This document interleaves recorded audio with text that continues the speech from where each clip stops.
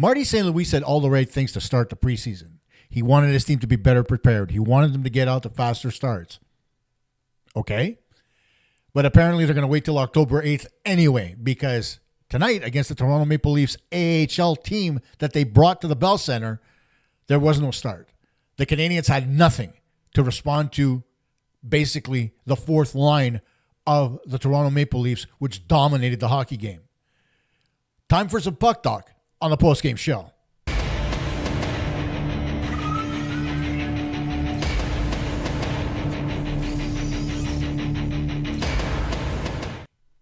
Hey gang, Kosta here. Thanking you for coming to the postgame show once again after this, for lack of a better term, embarrassing 7-2 loss to the Toronto the Toronto Maple Leafs. Everybody today, to a man, was complaining that the Leafs weren't bringing any players to the Bell Center to face the Canadiens and they were saving everybody for their home team. And how the Ottawa Senators and the Toronto Maple Leafs skirt around the whole issue about having enough NHL players in their roster. Well, if this is the result they're going to get based on that, why bring the good guys here anyway? The Canadiens just had absolutely nothing. The goaltending had absolutely nothing. Not just Montembeault, but Fowler, who played only the third period, but he allowed a couple of goals as well. And up front, forward, other than Ivan Demidov and a little bit from Kirby Dach, I don't really think I saw anything from any of the forwards for the Montreal Canadiens. Patrick Laine was slow. I mean, it is what it is. Let's get to the highlight package. And as we do, as always, we'll bring up one of our sponsors. And this time it's going to be cheapesttshirts.ca. Proudly Canadian and trusted by thousands of customers, cheapesttshirts.ca delivers unbeatable value. You'll always find the lowest prices, plus same-day shipping, even next-day delivery, so your order arrives fast. With over 1,000 products and more than 36 trusted brands like Gildan, Jerseys, and American Apparel, the selection is unmatched. Whether you're shopping for everyday clothing, tote bags, aprons, and so much more, you'll find it all in one place. Cheapesttshirts.ca is the go-to source for businesses, events, apparel printing companies, and resellers, or just people looking for the best deals on everyday clothing. Plus, enjoy free shipping on larger orders and a simple, easy-to-use website that make ordering online a breeze. Get the cheapest deals in Canada today at cheapesttshirts.ca. So let's get to the highlights, starting with the first goal scored by the Leafs. And it was a couple of them that were scored anyway. Both of them were scored by Scott Laughton, formerly of the Flyers. Here's the first one. As he comes in on the right side, shoots and beats Monty, who's deep in his net on the blocker side. Not Monty's finest moment to start a hockey game, but we've seen worse, right? Well, that comes on the second goal. As Laughton gets in here, behind the defense, makes a move, and slips it 5-hole to make it 2-0 for the Flyers. And there was something that was pretty clear after those two goals. Very simply, Sam Montembeault doesn't know how to use his goal stick. Okay? His goal stick was off to the right, and the puck went in between his legs. Why? Because he didn't bother to close the 5-hole with it.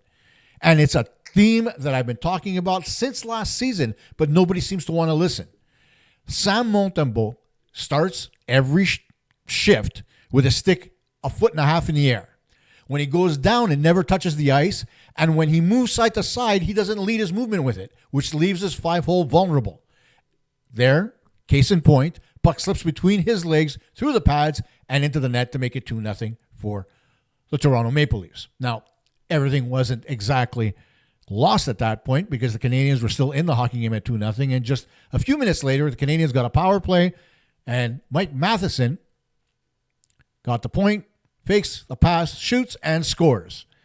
Great play by the Canadiens defenseman, making it 2-1 in favor of the Leafs with the Habs back in the hockey game. But that didn't last long. I think it was just 31 seconds later, McMahon, not Vince, not Shane, and not even spelt the same way, steps in, wrists one in, and guess what? Montembeault lost his stick on the play. Are you seeing the theme here? Honestly, it's got to get better, right? And it wasn't done. That was all in the first period. Now in the second, 5 minutes in, the Canadiens get a power play goal. Demidov with this, look at this pass from Demidov. Backs off, sends it across, right to line A stick, and it's in the net. The Canadiens back into the game once again, scores 3-2. And at that point, things started to get a little bit chippy. And you started to see a little bit more of the nastiness.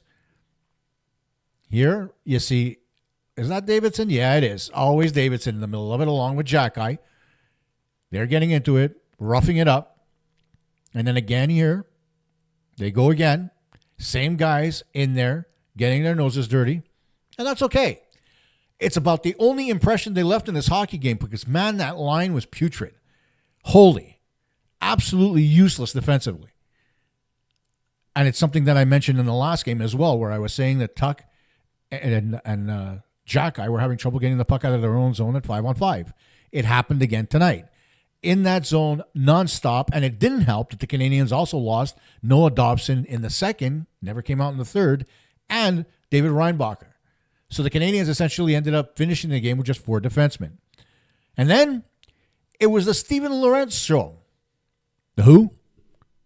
Well, here you go with Lorentz. Okay. The shot comes in from the side, and Lorentz just, casually moves his leg here on the shot, and the puck goes in. Again, on Monty to make it 4-2. Excuse me, that was 5-2 at that point. Then, just a few minutes later, the noted goal scorer, Steven Lorentz, does it again. And where is he? Well, he's in front of the net again. Stops, shot, deflected, scores. And that was pretty much it for Sam Montembeault because he ended up staying on the bench for the third period. In comes Jacob Fowler. Now, why the Canadiens didn't change goaltenders halfway through the game at the 10-minute mark is beyond me. But at the end of the day, it was the right move to make because Monty was not having a very good night. And I'll get to the numbers in a minute when I look at them, but Montembeault allowed 5 goals on 17 shots. Thank God this was not a regular season game because, oh my God, those numbers were putrid, and the goals he allowed were absolutely viciously bad. Then we get to the third, and in the third period, it's Matt Benning getting on the board as the puck comes back to him. He claps it, and it goes in on Jacob Fowler. Now, it was a bit of a howitzer, so give Fowler a little bit of a break there. But then on the Tverberg goal, that too. Oof. Here's a bad play by Delgazzi. Now runs the powerhouse and London Knights program. Out. Poked in by Tverberg. He's knocked off stride. Tverberg in, shoots, score! Under the armpit. Stick with it. That was the last goal of the hockey game. The Leafs come away with a 7-2 win. The Canadiens overall had only, 13 shots in the hockey game. 13 shots over 60 minutes. While the Leafs had 25. So what does that tell you? To me, it tells me there was no engagement. To me, it tells me there was no, for lack of a better term, urgency. And that's something that everybody's been talking about, whether it's urgency in Slafkovsky, urgency in Joshua Roy. It didn't matter. Everything is urgent. There was no urgency tonight. And the Canadiens, they got what they deserved because they absolutely did not show up for this hockey game. And you take a look at some of the guys, and I'm looking at the numbers right here. When you take a look at the faceoffs, okay? Kirby Dach was at 47%, none too shabby. And let me tell you, Kirby Dach, to me, was among the Canadiens' best players tonight, okay? Give a little bit to Demidov. His line was pretty good. Laine was holding them back all night because he was slow to get to the play. But got to give him credit because in the first game, Laine played very well. So there's give and take. And he admitted in the post-game press conference that he was not good and none of them were good. So, he's taking the chin. At least he's being accountable for the bad play. So let's leave it at that and see where it goes. It is preseason after all. There's still time to correct all this stuff, right? Then you take a look around on the face-off. Suzuki was at 53%. Meshar was at 50%. Florian Jacky, a great 30% as opposed to what he was last night. And then Vincenzo Rohr, 44%, but he only took a couple of faceoffs. But think about that for a minute, right?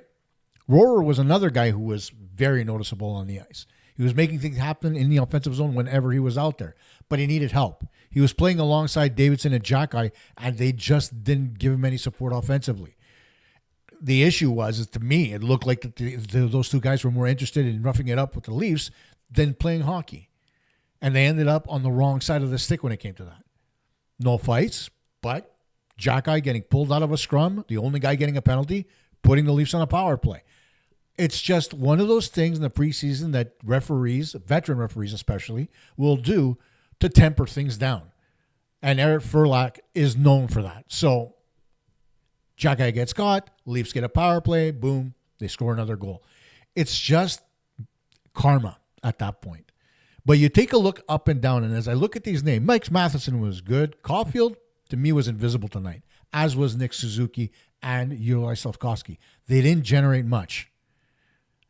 Mark Del Gaizo, he wasn't very good defensively, and neither was, who's the other guy I was looking for earlier who I couldn't find on this list? Ryan O'Rourke.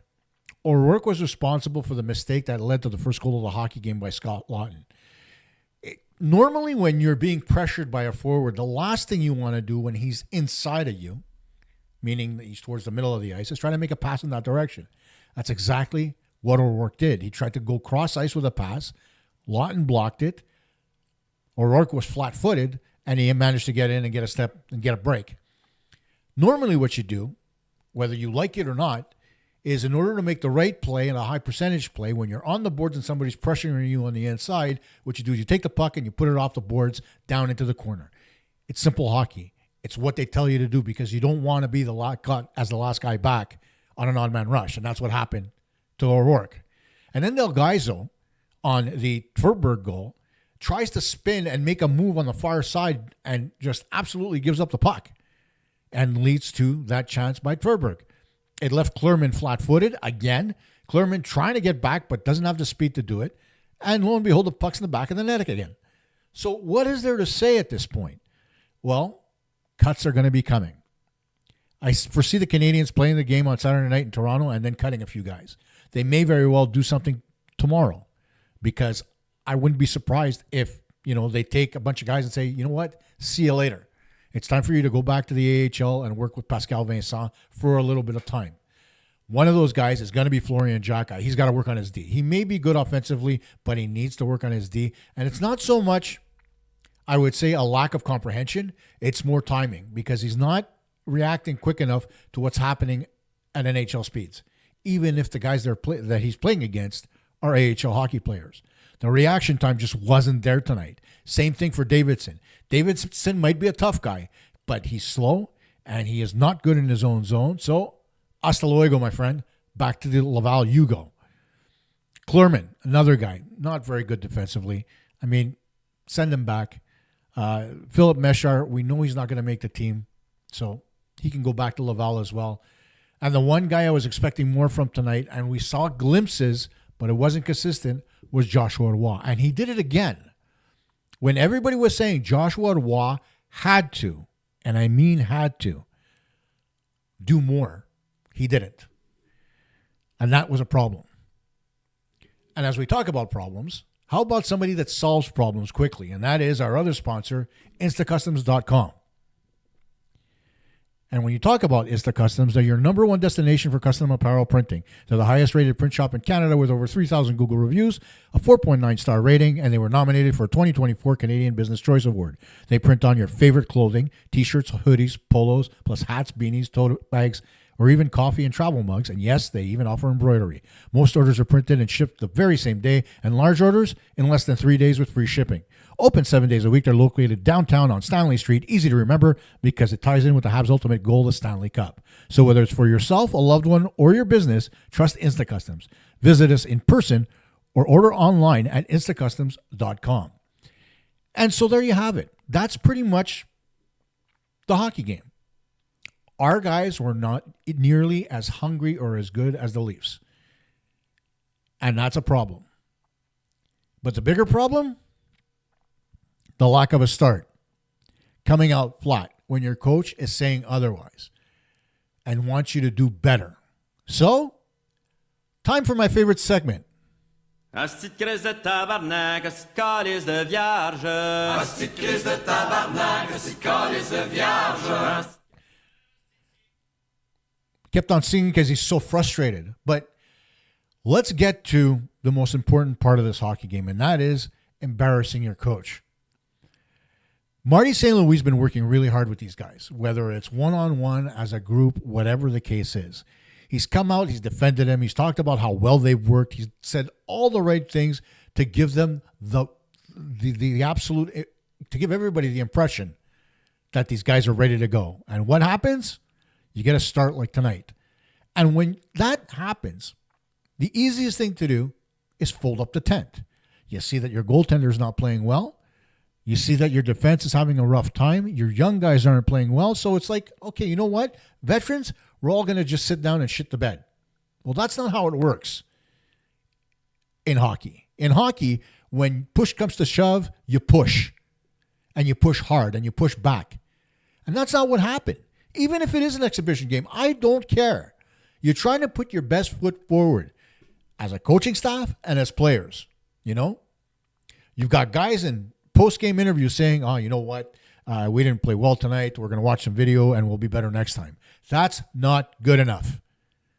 You go into the locker room, one of you. I don't care who the veteran is. The coach doesn't have to do it. One of the guys does. Whether it's Suzuki, whether it's Laine, whether it's Montembeault, I don't care. Somebody has to stand up and say, guys, what the hell's going on? Why aren't you skating? Why aren't we working? Why is this AHL team outworking us? Why are we getting outshot? They're all simple questions, and they all have a very simple answer. If you're skating in quicksand or you're skating with cement skates, you're not going to win hockey games. It's simple. And that's what happened. The Canadiens came out absolutely putrid and flat, all because their goaltending let them down early. So that's going to be your answer for the regular season? Is that what this reflects? It gives such a bad message to everybody when you don't do the right thing, when you don't work hard, when you don't fulfill what the coach is telling everybody, that we need to have better starts. You're not showing people that you're going to get a better start. And I hope to God when Saturday's game comes around against the Leafs at Scotiabank Arena that you guys come out to a better start. Because holy hell, it's not going to be acceptable by anybody, especially not the fans and your coaching staff. So the starts have to be better. The players have to be more accountable, not just to their teammates, but to their line mates. And the young guys, they need to work. Guys like Florian Jacki, Davidson, Joshua Roy, Delgado, Clermont, they needed to work. O'Rourke, his first game, he needed to work. It didn't happen. Somebody out there was claiming that Reinbacher was the worst defenseman for the Canadiens tonight. I didn't see it. In fact, when you don't see your defenseman, it means that he's playing a relatively good hockey game. Did he make any mistakes? I'm sure he made a couple, but nothing so bad that we noticed it, right? Well, you take a look at some of the other guys like O'Rourke and Delgado, it shows up right away. That's what you don't want from your defenseman. You don't want them to be noticeable. You want them to play an invisible style of game. You notice Matheson's goal. That's a great thing. This game was so bad, nobody even noticed what happened to Noah Dobson. And I thought I had a picture of him with no chiclets. I'm not even sure if it's him, to be honest. But since he was the only one that wasn't on the bench, along with Reinbacher, and it didn't look like Reinbacher, kind of leads me to think that it was Dobson. But that remains to be seen. We'll see. The word should get out sometime in the morning. But overall, looking at this hockey game, it was a putrid effort by the Montreal Canadiens. This wasn't a win for the Leafs by any stretch. This was a Canadiens loss. Okay? They basically got handed the game by bad goaltending, shoddy effort, and bad defensive play, which has to get better. If I'm Marty St. Louis as a coach, tomorrow, you want to embarrass me by giving the effort that you gave yesterday? I'm going to skate you till you vomit. I'm going to give him the Herb Brooks treatment. Skate, skate, skate until you got blisters on your feet and you're spitting up blood. That's the way I would do it. Because if you're not going to skate during hockey games, you're going to skate in practice. Abso-freaking-lutely. And they didn't skate tonight. I think there's only, like I said, a handful of people. Rohrer was one of them. Doc was another. Demidov definitely skated tonight. Matheson played a very solid game. Dobson was good until he got hurt. Reinbacher wasn't really visible, but that's a good thing in his case. And everybody else, no soup for you. come back 1 year. That's pretty much it. That's the way I look at it. So now, on Friday, the Canadiens are going to hit the ice again for another practice prior to their game on Saturday. What's the team going to look like? Do you think the Canadiens should cut a few guys before going into Toronto? Or do you think Montreal should send an AHL team? Because, if anything, they're going to be hungrier than the guys that we saw tonight. A lot of those guys, their hockey lives are going to be depending on it. And I know Joshua Roy played back-to-back games, but give him another shot against Toronto, in Toronto, as one of the leaders of the team, and see what happens. And if he wakes up, great. If he doesn't, hasta valitza. That's it. Hasta valitza, by the way, means leave the luggage. Just like hasta la vista means, you know what it means. Anyway, I digress. Look, I'm not one to sit here and say, okay, the sky's burning and the season's over right now. It's the preseason. Like Carey Price said, chill. There's still time. But there's got to be more urgency, like everybody's been asking for. But it's not on one player. It's on everybody. The urgency is a group thing right now. You're not pointing fingers at one guy and saying, oh, it's Slafkovsky, oh, it's this guy, oh, it's that guy. It's everybody. You all got to get in there, and you got to get your noses dirty, and you got to work. You're not at the level yet where you're not going to need to work to make the playoffs. You're going to need to work, and work hard. You did it last year at the tail end of the season to get barely into the playoffs. And so now you think because you added a few good pieces that you can just take your foot off the accelerator and say to yourself, you know what? We're going to be fine with the talent we have. When people say we have the tools on paper, that's all you've got. The proof is on the ice. That's kind of the reason why I hate analytics, because on paper, analytics can make anybody look good. But on the ice, they can look like garbage. So what I want to see, and I think we all want to see, is for the Canadiens to put their heart into their play and not just go through the motions for the sake of going through the motions. Like Marty St. Louis said, if you're not going to take the time to prepare for your season, then why are you in the preseason to begin with? And next year, they're going to shorten it up. It's not going to be as long. They're doing the players another favor, which makes things even worse. Are they going to be better prepared? And they stayed here all summer to work on things. That's what freaks me out even more. But you get into game situations and all of a sudden, everything you tried to do over the summer, everything you learned goes through the window. That's not how things work. You need to be a lot more accountable. So Saturday, make sure you get on your horse and you work. And I don't care who's in the lineup. Don't put any NHLers. Make the NHLers go to Toronto, watch the game from the press box, because they're not going to sit at home and watch it, because God help them if they're comfortable, and have the AHL kids show them how it's done. Give them another kick at the can as a group. Have enough NHLers in there, like they say. Have the Strubles, have the Arbor Jackeyes, have whoever else. You have the Joshua Roys. Have the guys that have NHL experience in there, right? And then have the guys that don't. And see how things turn out. Will it be like the Leafs?